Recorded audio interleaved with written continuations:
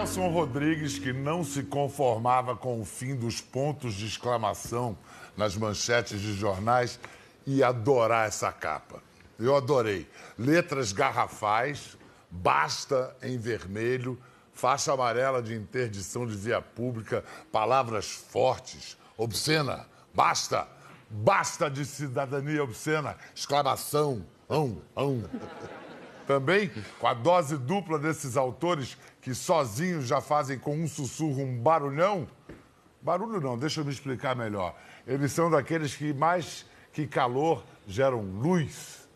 Nessa profusão atual, tantas vezes patética de opiniões, eles praticam a libérrima arte de pensar. Aliás, deixa eu me explicar, não, deixa que eles se explicam e explicam muito melhor. Mário Sérgio Cortella e Marcelo Tassi.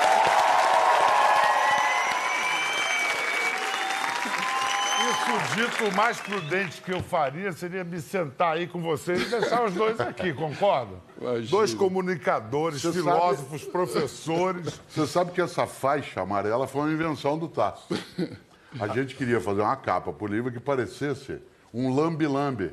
Só quem é mais idoso lembra que o lambe-lambe era aquela cartaz que ficava na parede das ruas para avisar a greve, né? Basta, fora. Lambe-lambe lá no Rio é o nome daquele fotógrafo. Sim, também em São Paulo.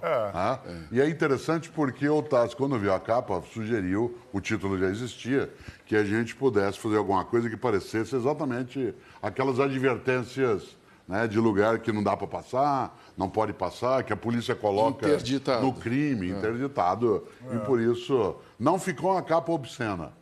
Mas ela trouxe um pouco essa marca. O que me deixa muito feliz de estar sentado aqui com você, estava louco para vir aqui, estou amando esse programa, é falar de um livro que, para mim, é um encontro, vamos chamar assim, de alguém que tenta traduzir a realidade, né, que é uma coisa que eu sempre busco fazer na minha comunicação, com um cara que tem um outro tempo, né, do pensamento, e que não é muito afeito, eu já tenho que entregar a vocês, às novas tecnologias, que para mim é o que nos move hoje, né? É a aceleração que a gente está vivendo, que pode ser uma grande armadilha e que também pode ser uma grande oportunidade. Você sabe que nesse livro nós conversamos, o Tazeu, algumas vezes, sobre tecnologia e o lugar dela na cidadania. Isto é, por exemplo, se o mundo digital, as redes sociais, se elas colaboram ou elas prejudicam a construção de uma cidadania decente. O que é uma questão crucial do momento. Por exemplo, uma das coisas, Pedro, que a gente sempre acha que é difícil,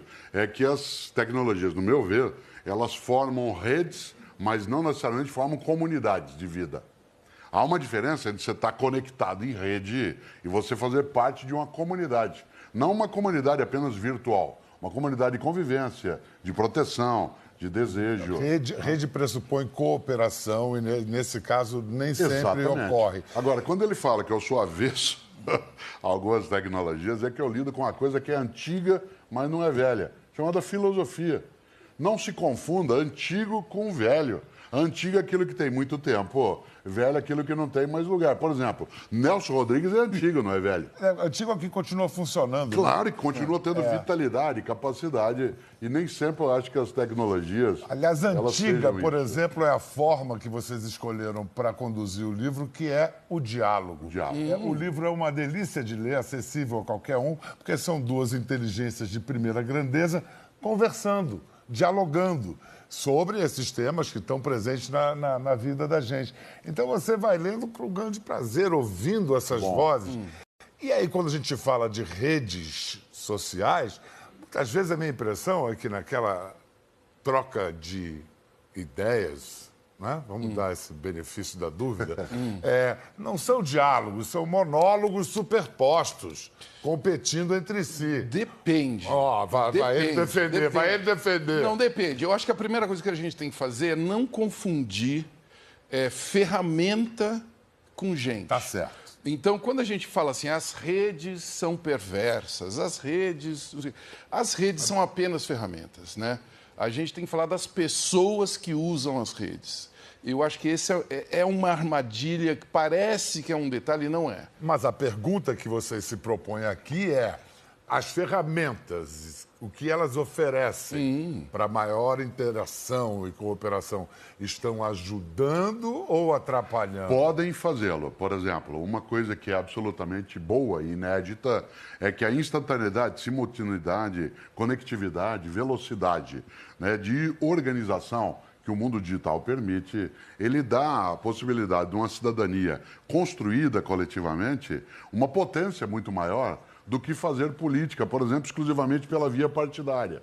Hoje é possível convocar, debater, refletir, disseminar ideias. Jamais o Brasil seria o que é agora, nos últimos 5 anos, sem imprensa livre, uma democracia mais estável e mundo digital. Porque hoje você tem a possibilidade de contar o que fez, contar o que outro fez, explicar o que não devia ser feito e deixa rastro. Você botou aí uma lista de verbos positivos. Você também pode cometer injustiças, mas é claro, linchar. Sempre. Pode. Aliás, você faz a distinção no livro entre velocidade e pressa. Sim, é verdade. Quando a gente pensa em cidadania, há uma capacidade imensa da tecnologia desse mundo de agora contribuir, mas também de fazer um pouco, que o Taz muito bem dialoga no livro, aquela pessoa que se satisfaz com a presença dela na vida cidadã apenas porque ela deu um like, ou porque ela disse que ela ia a uma passeata, ou porque ela pôs fora qualquer um ou qualquer uma.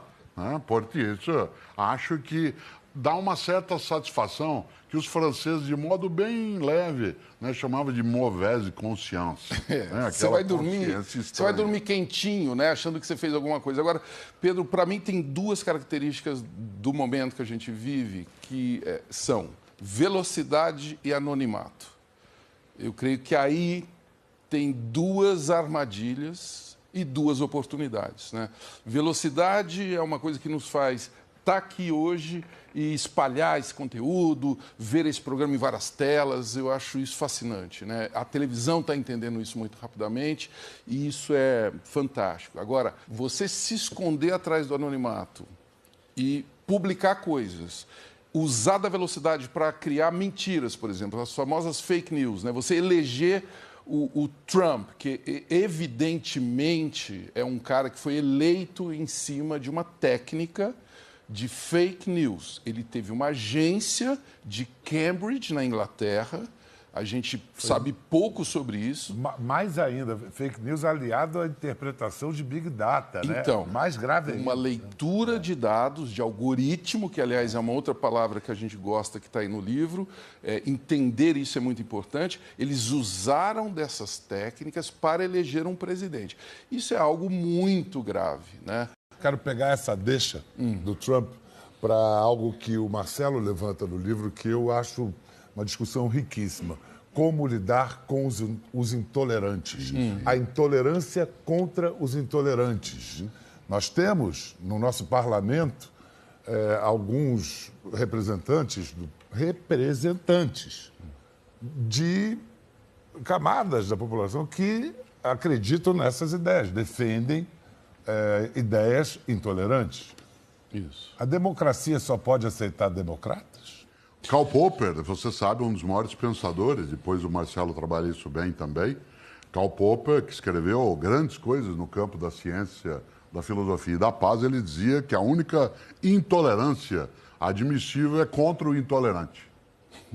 Isto é, porque o intolerante, ele destrói a tolerância, e se a gente admite que ele progrida na intolerância, ele extinguirá de maneira direta todos aqueles que são tolerantes. Então você está dizendo que a democracia só pode aceitar Claro, democratas. senão não é democracia, porque a democracia não é ausência de ordem, ela é ausência de opressão. Mas aí, como é que faz, Marcelo? Então, eu posso complicar um pouco agora? Por favor, eu essa sei tese, que você vai complicar. Essa tese, porque é o seguinte, quem vai dizer quem é intolerante? A comunidade. Quem vai ser o bandeirinha que vai falar, opa, não é um impedimento, um intolerante. Vamos dar como exemplo o deputado que representa a bancada que diz que sugere o estupro como algo, tá? Por exemplo. Como aconteceu recentemente com o marido Não, mas aí é longe demais. Vamos menos longe que isso. Mas é um deputado que está lá e que, inclusive, quer se candidatar a presidente. Por exemplo, bom, tá. Estou falando do Bolsonaro, que disse que não estupraria uma deputada porque ela era feia. Quer dizer, como que você agride uma parlamentar e como que você agride uma mulher dessa forma? Sim, mas aí você... Então tá, a gente... Para mim isso é uma coisa de intolerância. Pega esse exemplo. Eu peguei esse exemplo e porque eu gosto de falar do deputado Bolsonaro com muita calma e até com certo carinho, e eu não estou sendo irônico, porque ele representa milhares de pessoas que votaram nele. Se a gente falar, não, este cara não pode, esse cara tem que ser barrado, a gente está tentando tapar o sol com a peneira. Então, quando eu o critico por isso, né, e já o critiquei por outras coisas também, com a intolerância contra os gays, com uma série de intolerâncias que ele já demonstrou, eu estou dizendo para os eleitores dele que eu creio que está errado a gente admirar alguém, achar que alguém com essa truculência pode nos representar. Não, mas o Pedro coloca, de fato, uma questão que a gente dialoga no livro e precisa trazer. A democracia, será que ela assimila qualquer postura? Ela tem que assimilar qualquer postura na democracia que não seja antidemocrática no sentido ofensivo da ordenação comum, daquilo que é combinado. Por exemplo, a legislação brasileira não admite, nossa Constituição, falar em secessão, em separar territórios. Ela não admite também, a legislação geral, o uso de símbolos que sejam ligados à supremacia racial. Ora, aquele ou aquela que falar sobre isso, se nós temos uma legislação, por exemplo, que admite relações homoafetivas, liberdade religiosa, capacidade de organização sem tutela do poder público, aquele ou aquela que contra isso falar, se isso colide com a lei, ele está fora. A democracia não é a aceitação de qualquer postura. É a ideia de que qualquer um pode pensar como quer, mas ele não pode ir contra aquilo que o coletivo estruturou. No século XX era o caso do Partido Comunista, que era posto na ilegalidade porque dizia que se tomasse o poder, eliminaria todos os outros partidos. Exatamente. Para o regime de partido único. Falar em século XX, falar um pouquinho da vida pregressa dos nossos convidados. Quem dera, hein? Inclusive, lá quando a nossa democracia começou a engatinhar de novo, esse engenheiro aqui, vocês não sabem que Marcelo Taz é engenheiro formado. Na escola politécnica. Na USP. Mas olha a primeira coisa que ele construiu como engenheiro. A senhora é comunista? Eu sou comunista? É?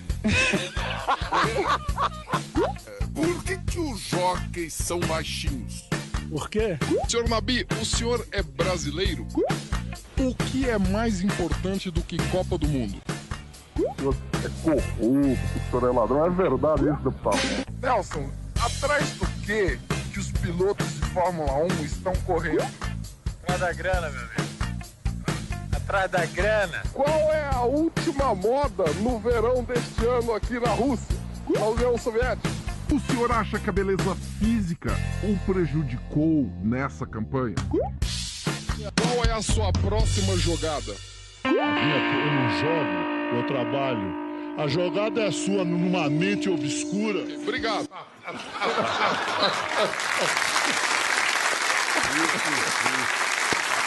Portela, o Ernesto Varela foi um pioneiro no combate à cidadania. Maravilhoso. Né? E o uso, especialmente, da mídia como forma de crítica, de debate político. Eu acho admirável o Ernesto Varela e por trás na câmera... Fernando Meirelles. Vocês imaginem, você que é cineasta sabe também o quanto. Gold, né? Eu gostava demais, porque aquilo mostrava um pouco o que os períodos autoritários bloqueavam, né, no nosso dia a dia. Quando você vê algumas pessoas aqui que apareceram agora, muita gente que está aqui na plateia não era nascido ainda, quando elas eram os próceres da política, né? Eram próceres também do comando no país e se valiam muito, né, de uma estrutura onde não havia clareza da informação, não havia maior liberdade de debate. Por isso, não havia possibilidade de discordar da informação. Né? Eu acho que isso é tão legal da gente falar aqui hoje, porque as emissoras, né, de televisão eram chamadas de emissoras, né? Elas só emitiam Hoje não, elas emitem, elas recebem, elas têm que lidar com esse jogo todo. Melhorou muito. Muito, É uma muito conversa, mais legal. Uma conversa dessa natureza, ela não teria lugar. Não teria. A não ser de uma maneira exclusivamente humorada. Né? Se imaginava, por exemplo, que um diálogo, né, de um programa dessa natureza teria que ser só uma coisa de alegria e não de percepção, de crítica, de debate. E tem uma coisa, Pedro, que eu acho muito legal, porque a gente fala assim, bom, então quer dizer que se todo mundo pode fazer jornalismo, vamos dizer, não precisa do jornalista. Não, é agora que a gente precisa de curadores de informação, editores, pessoas que separem e criem um elenco de o que é relevante no dia de hoje. Precisa mais de professores, né? Você imagina hoje a tarefa de um professor, não é, professor Cortella? Sempre. Com as pessoas... Não é, professor Tiburcio?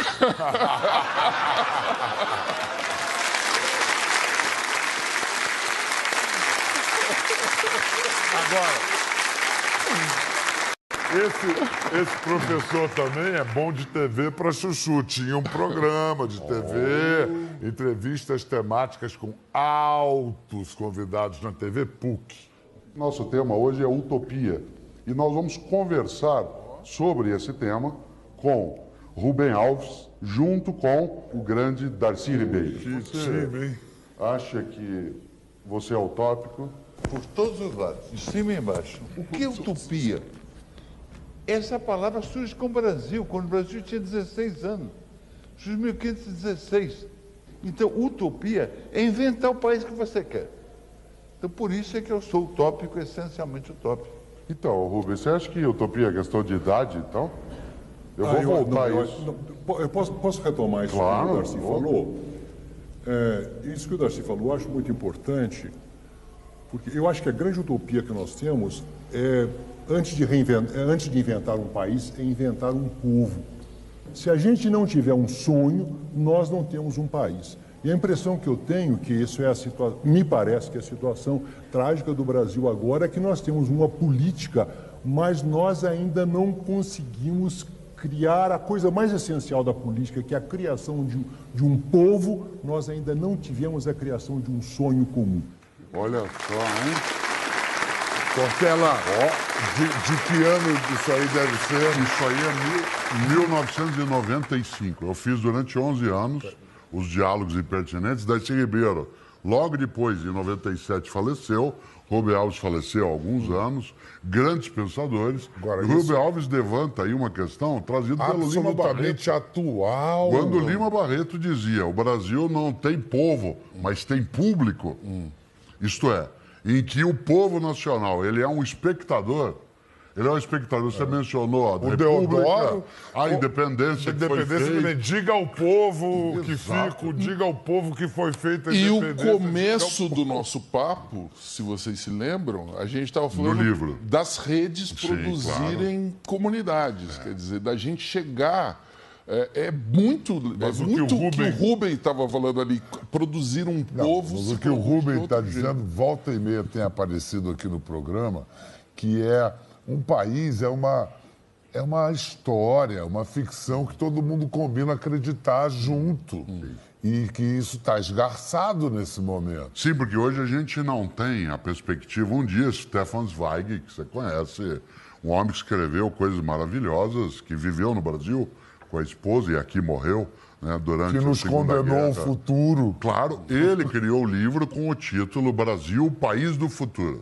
Essa expressão, Brasil, o País do Futuro, é do Stefan Zweig. Ele criou uma lógica que, para nós, Bial, nessas décadas todas, desde que ele falou Brasil, País do Futuro, se tornou quase um fardo. Quando eu era criança, e isso faz algum tempo, né, eu ficava imaginando... Estou reparando... Que Você faz um tempo. Ora, nós somos, sempre se disse isso, nós somos talvez o único povo que tem saudade do futuro. O povo que nós vamos ser um dia, o país que nós vamos fazer, o que nós vamos construir. Mas enquanto isso a gente podia fazer alguma coisa, né? Claro. Né? Era remando e jogando água. Remando e jogando água. Então, quando o Rubem Alves, o grande, o estupendo Darcy Ribeiro, um utopista maravilhoso, ajudou os irmãos Vilas Boas a criar o Parque de Xingu, criou a Universidade de Brasília com o baiano Anísio Teixeira, fez com o Brizola no Rio as escolas de tempo integral e a passarela do samba, né? Fez coisas inacreditáveis. Ele falava em utopia, ele falava até, ele tem um livro, que foi quase o último da vida dele, o grande Darcy Ribeiro, que era que o Brasil seria a nova Roma. Mas não a nova Roma do fascismo, a nova Roma como uma civilização que construiria, né, uma outra ideia. Acho que nos falta hoje, e o mundo digital pode ajudar bastante, nos falta ainda costurar um pouco qual é o nosso sonho coletivo. Nós estamos vivendo mais pesadelos no cotidiano do que, de fato, a percepção, né, de um sonho. Daí a nossa recusa, Pedro, de a gente deixar de opinar sobre isso. Por isso, quando o Taz e eu, quando a editora Papiros nos chamou para construir essa conversa, a gente falou assim, basta de cidadania obscena. Né? Porque obsceno não é só o que você esconde, é também o que você mostra. Isto é, aquilo que não deveria estar sendo mostrado, não porque é algo que a gente não deva ver, mas porque, de fato, é muito feio que seja feito. Uma das coisas que mais me escandaliza nos tempos atuais são situações obscenas em que a pessoa, por exemplo, que é detida, que é presa numa das apurações hoje que o país vive, ela tem muito mais vergonha de mostrar as algemas do que daquilo que ela fez. Cada vez que ela é detida, ela tenta esconder o rosto ou tenta esconder as algemas, em vez de imaginar aquilo que fez não devia ter feito. Ora, por outro lado, há a nossa passividade. Há uma frase antiga que diz que os ausentes nunca têm razão. Os ausentes nunca têm razão. E a frase mais perigosa, e eu termino, a gente fala isso no livro, é cuidado, cuidado, com uma expressão que é assim, que horror, alguém tem que fazer alguma coisa. Porque o que Chama nós... alguém aí. Olha só, alguém tem que fazer alguma coisa. Agora, o Marcelo acrescenta essa discussão de fazer essas redes funcionarem para alguma coisa, para que isso, né, gere cooperação, a questão do ouvir e do discernimento. Você faz essa ponte. Para mim é assim, se puder resumir em uma palavra, a única dica seria ouvir mesmo. E é muito difícil ouvir, né? Porque já que você falou no século XX, nós fomos criados a não ouvir, né? A gente estava numa sala de aula onde tinha um professor que enchia o quadro negro e o que a gente fazia? Copiava, né? A gente não debatia, a gente não questionava o professor, a gente era copy-paste, não a geração digital, né? A gente só copiava e não colava. Hoje, eu sofro de uma doença terrível que é o otimismo, né? Eu acho que hoje a gente tem uma chance enorme de refundar o Brasil no meio desse buraco que a gente está metido. Primeiro, porque os caras que estão aí não representam ninguém. Para mim, a crise é essa, né? É uma crise de representatividade mesmo. Eu acho que isso, se a gente perguntar aqui, ninguém se sente representado hoje. Com raríssimas exceções, a gente não se sente representado. E ouvir é uma coisa que político não sabe. Ele veio do discurso, né? A mídia dos políticos é o discurso, é o horário eleitoral que ele fica ali dentro. É o emissor. Ele é só emissor, ele não ouve, né? E a era que a gente já está, não é o país do futuro, mas o país do presente, é o país da conversa. O nome do seu programa, ele é muito feliz, é o país que tem que ser feito com conversas, né? As empresas, a mesma coisa. Hoje, aliás, é uma palavra que se usa muito dentro das empresas, dos empreendedores, da inovação. Vamos ter uma conversa para criar um produto, né? Agora, o Marcelo disse que ele é otimista, e eu também o sou. E eu sempre lembro, Bial, que todo pessimista é, acima de tudo, um vagabundo. Todo pessimista é vagabundo. Porque a melhor maneira de não precisar fazer nada é achar que nada pode ser feito. A melhor maneira de não precisar se mexer é achar que não adianta se mexer. A única coisa que o vagabundo faz é sentar e esperar dar errado. Aí você fala assim, ué, mas não tá dando errado. Ele fala, espera que você vai ver. Todo pessimista é vagabundo. A gente está falando de tanta coisa que está mudando, se transformando, pois o Marcelo nos trouxe o retrato de algo que não muda, que não vem mudando. Posso mostrar, Marcelo? Pode. No telão. O que é isso, Marcelo? Então, o que é isso? Isso é uma sala de aula. Aliás, é a primeira sala de aula retratada da história. Isso daí é a Idade Média, tá certo? É a Universidade de Bolonha. E se você olhar lá, o professor é o mesmo professor nosso, né? O cara está lá, as pessoas estão passivamente copiando o que ele está falando. E lá atrás, no fundo, Bial, se você olhar, tem até um cara dormindo lá. É verdade. Cara de azul lá, tá vendo? Olha o cara dormindo ali no canto à direita, tá vendo? Ó. E a turma do fundão papeando também. Olha lá o fundão, como é que tá animado, você entendeu? Então, isso daí é a sala de aula, né? Que é uma das poucas coisas que mudou em 500, estamos falando de 500. Que não mudou. Que não mudou em 500 anos. Aliás, felizmente, falando em ouvir, né? Algumas instituições de ensino hoje estão experimentando sala de aula invertida, que se diz, né? O que dá já para fazer, que já poderia estar sendo feito? Tudo, né? Tudo. Você quer ver uma coisa que dá para fazer? Hoje, o grande concorrente do professor... Eu estou aqui me metendo a falar na frente de professores. Não, você é filho de professores, na frente de dois professores. E também envolvido com educação à distância. Exato. Aliás, o telecurso que a gente desenvolveu aqui na Fundação Roberto Marinho é um dos meus grandes orgulhos de ter E até hoje atual. Até hoje. Mas, enfim... O professor concorre com isso, né? E o que é isso? Isso é uma ferramenta fantástica de educação à distância, né?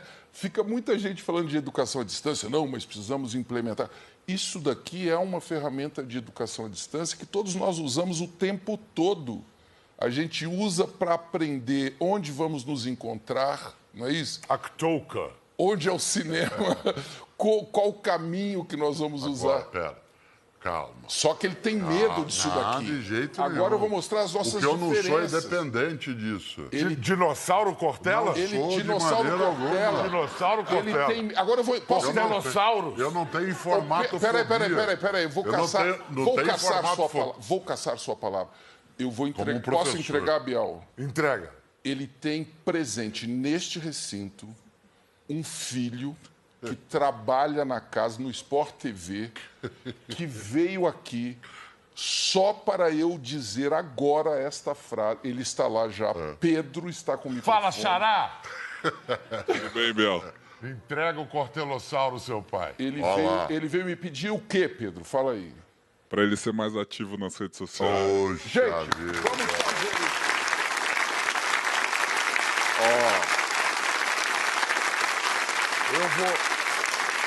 Eu aplaudo só um pouquinho, porque eu também tenho um pezinho do lado. Exatamente. Olha aí, olha aqui, com licença. Olha os A dois. mais antiga plataforma de ensino à distância chama-se livro.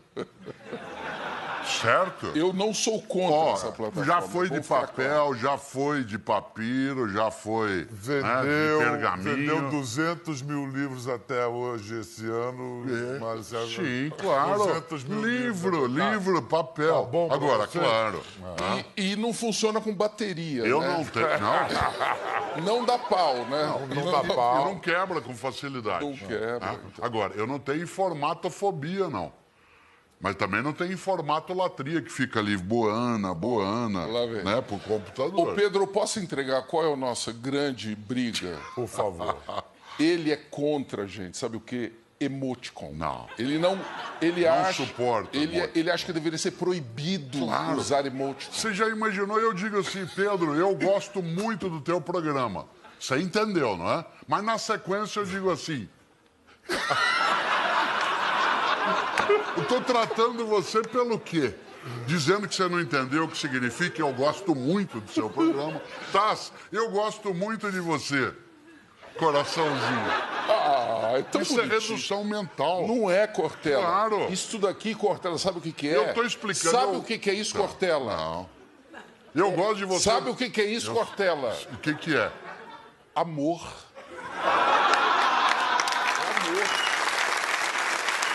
Olha só. Se eu digo... Agora, olha só. Se eu digo eu te amo, eu não preciso desenhar. Depende, Cortella. Depende. Eu vou te dizer... Qualquer maneira de dizer eu te amo vale a pena. Eu tô percebendo que o Bial tá ficando do lado do Cortella. Claro. Tô percebendo que tá rolando ali. Não, eu tô mordendo aqui, assoprando ali, mordendo aqui. Não, é porque eu não tenho facilidade com rede social. Você sabe disso, Marcelo. Marcelo baila, se sente totalmente à vontade. Não me sinto à vontade. Não me sinto. Como não se sente à vontade? Tô te falando. Não, Pedro, tem milhões de armadilhas nas redes sociais. Eu sofro muitas agressões, entendeu? Nunca escondi isso. Eu soube de uma que você foi postar uma notícia sobre morte. Isso. E não se fala em morte. Então, talvez é um bom exemplo, né? A minha queridíssima... Eu tenho várias mulheres que eu amo e amei nesta vida. Eu me sinto um cara muito afortunado. Mas a minha avó, Geralda, que se foi 90 anos, ela tinha eram duas figuras que não se largavam, era a tia Neguinha, minha tia-avó, que moraram juntas a vida toda. Depois que a avó Geralda se foi e a tia Neguinha morreu, o velório da tia Neguinha, para mim, foi uma coisa muito grave, porque era a última de uma galera que estava indo embora. E você achou que podia dividir isso? Aí, na hora do velório, na hora do sepultamento em Ituverava, num cemitério lindo, cheio de flores e tal, eu quis dividir aquele momento com as minhas redes, porque, sim, eu me sinto à vontade, às vezes, para dividir coisas que são privadas, mas muito poucas. Eu publiquei uma foto do velório, mas de longe, com os guarda-chuvas, estava chovendo, com flores e tal, no Instagram, e fui massacrado e descobri que o Instagram não aceita tristeza. As pessoas só querem pôr do sol, sorvete, drinks e chupchura, né? Que tudo tem que ser muito alegre. E eu que sou dinossaurico? Não, e acaba de fazer um discurso dando razão a você. Mas eu sou contraditório assim mesmo. Sim, mas o que eu acho triste é... As pessoas foram contra a imagem, né? Contra, as pessoas não suportaram ver a morte no Instagram. E começaram, como que você faz isso? E você está querendo audiência? Começou uma discussão de audiência. E eu, assim, devastado pela morte de alguém que eu amava. Entendeu? Você acaba de me dar a deixa para mostrar um tipo de intervenção urbana, artística. A gente fez um pequeno doc que tem intenções de mexer na consciência de cidadania e nesse tipo de hipocrisia. Vamos ver.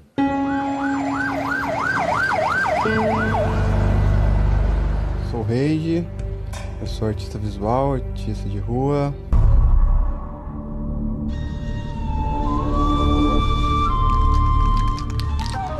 Fiz uma intervenção no armário telefônico, em que eu transformei em uma caixa de remédio que combate a hipocrisia. Foi uma maneira que eu encontrei de interagir com a cidade, de me comunicar também. Eu tenho dificuldade em comunicação verbal e essa foi uma saída que eu achei para me expressar de alguma maneira. Já fiz hipocrisia, desapego, bom senso, egocentrio. Essa série de remédio é crítica ao remédio também, não só aos nomes que eu coloco. Acho que hoje em dia a sociedade toma muito remédio para tudo. Qualquer coisinha tenta resolver de uma maneira mais rápida possível. Em vez de curar, você vai mascarando ali. Porque o que causa hipocrisia é justamente você não pensar no todo. A arte, ela age meio que no inconsciente, né? Se eu chegasse para alguém e chamasse ela de hipócrita, ela já ficaria com raiva e já se sentiria ofendida. Quando ela bate o olho, não, é uma coisa só dela. Ela critica ela mesma sem estar percebendo, né? Bonitinho. Muito. O que eu achei interessante, na ideia de hipocrisia, você sabe que você é da área, a palavra hipocrités, no grego antigo, veio do teatro. Porque hipocrités, o hipócrita, é aquele que ficava ao fundo, ditando as falas, e que ele nunca parecia de verdade. Isto é, a pessoa hipócrita é aquela que não se mostra de verdade. É aquela que é obscena. Obscena. Exatamente. Quando se mostra, ela é. E nesse sentido, uma das coisas mais nojentas, para lembrar o saudoso Tião Macalé, é nojento a gente imaginar quanta hipocrisia de pessoas que são, por exemplo, patriotas de fachada. Pessoas que falam sobre a pátria, a nação, mas só compram no exterior, exibem os seus produtos, não respeitam os direitos. Brasileiro é tudo igual. É outro tipo de não autoria. Exatamente. Né? De não fazer um país. Brasileiro é tudo igual. Hipócrita. Fura fila. Quando você não dá autoria, né, para quem pratica o ilícito, né, é tudo. Político é tudo ladrão. Eu vou votar em qualquer... A tal da diluição de autoria. Diluição da autoria. Depois do intervalo, a gente vai ter um exemplo de hipocrisia que vem da América do Norte, dos Estados Unidos. Tem a ver com o livro da Chapeuzinho Vermelho. Já, em instantes. Olha só, vou botar uma fotografia ali para a gente ver. Tem duas meninas. Uma está com um livro da história de Chapeuzinho Vermelho e outra com um fuzil. O texto em inglês diz: uma criança está segurando algo que foi banido, proibido na América para que elas sejam protegidas. Adivinhe qual delas. Que história é essa, Marcelo? Qual delas, pessoal, foi banido dos Estados Unidos? O rifle ou o livro? O livro do Chapeuzinho, né, foi banido porque tinha, dentro da cestinha perigosa que ela levava para a vovozinha, uma garrafa de vinho. E as crianças podem ler o livro e virarem alcoólatras de uma hora para outra. Então, assim... Já o fuzil... Tá no cotidiano. É uma ferramenta muito útil, né? Quando você está fazendo manifestações nazistas em Virgínia, por exemplo, que foi o que a gente viu recentemente. Então, é muito importante a gente tomar cuidado, né, com todas essas bolhas de proteção, né? Vou proteger as crianças... Isso aí, em nome do politicamente correto. Do politicamente correto. Eu vou proteger as crianças deste conteúdo, né? Muitos pais que me veem por aí falando em escolas e tal, empresas, eles às vezes ficam preocupados e falam assim, não, mas como que eu posso controlar o que o meu filho vê na internet? Eu falo, olha, eu acho que é melhor você desistir, porque ele é muito melhor que você para hackear o controle que você foi instalar. Isso é o número 1. E o segundo, que para mim o controle que deve existir é o controle de carne e osso, é o controle olho no olho, é a conversa, de novo, é aquela hora que você encontra as pessoas. Esse exagero, Pedro, do modo de controle das crianças, a gente precisa fazer uma distinção entre controle, dominação e supervisão. Sim, pai, uma mãe, um adulto que ajuda a cuidar de crianças, precisa ter responsabilidade sobre aquelas pessoas. Você não vai impedir que teu filho veja coisas que não deveriam ser vistas. Claro. Mas você pode prepará-lo para que ele veja. E para que você o prepare, você tem que acompanhar. Nesse sentido, a ideia de supervisionar, sem que ela tenha aí uma conotação, né, de natureza marcial, mas a ideia de acompanhar, de estar em volta, porque quem precisa cuidar, precisa prestar atenção. Nessa hora, é óbvio, quando você vê a hipocrisia de você proibir uma história infantil e deixar a imagem, né, da estrutura bélica do fuzil, isso é muito ruim. Você que escreve para criança, para público infantil, o que muda no teu pensamento na hora de escrever? O que muda? A primeira coisa é não imaginar que a criança seja infantil. Olha que coisa, porque a palavra infantil em latim significa aquele que não pode falar. O infante é aquele que é proibido de dizer ser. Portanto, é entender que, em vez de você, na hora que você vai produzir um texto, eu tenho 33 vídeos, mas só tenho 2 voltados para um público mais infantil. Quando você vai fazê-lo, precisa entender que não é que você vai esconder coisas que sejam complexas, você vai explicá-las, para não tratar a criança como sendo alguém que não tem a capacidade de entender, desde que você explique. Em segundo lugar, tem temas que você reflete com crianças e jovens que eles não são necessariamente interessados para aquilo. Por isso, você precisa prestar atenção. Eu tenho muito medo do que Mário Quintana dizia.